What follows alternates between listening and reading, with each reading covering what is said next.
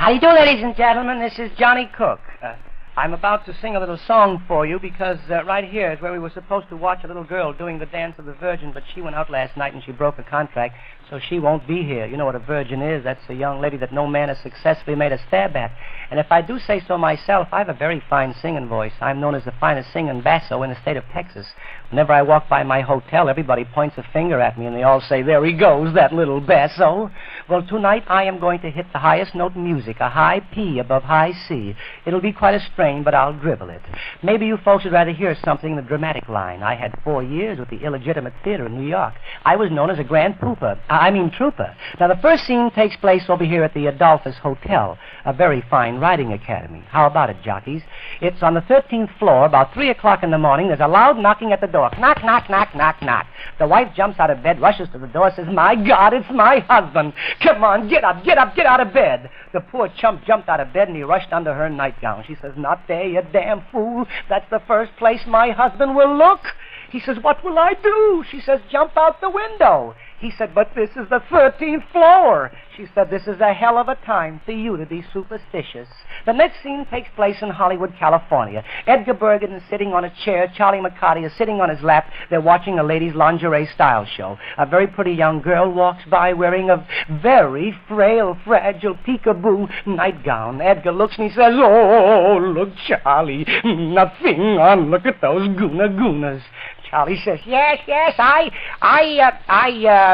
Edgar, don't look now, but somebody is pushing me off of your lap. Edgar says, pardon me for protruding.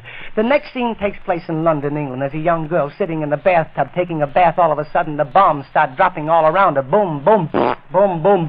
Couple of buzz bombs, you'll excuse me. She jumped out of the bathtub, threw on a kimono, rushed out of the house, just as an air raid warden come riding by on his bicycle. He says, I beg your pardon, can I give you a lift to the nearest air raid shelter?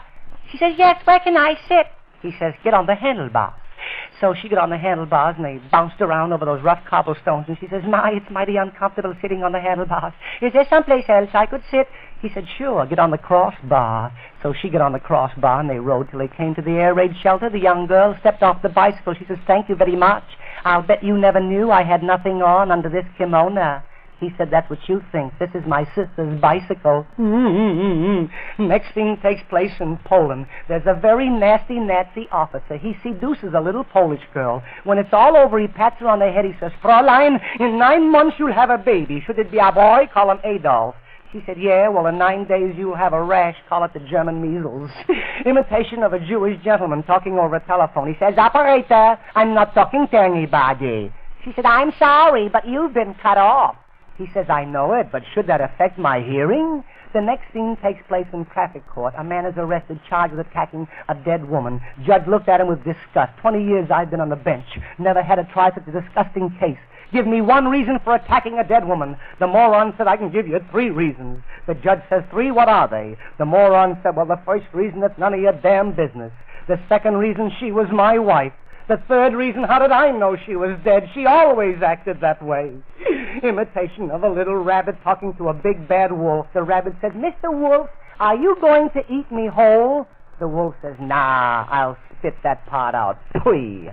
Over in the South Pacific, there's a sinking ship and there's 2 objects afloat. A fat lady sitting on the log, a few feet from her, a parrot. The parrot looks at the fat lady. He says, how is your behind? Fat lady said, shut up. The parrot said, so's mine. Must be the salt water.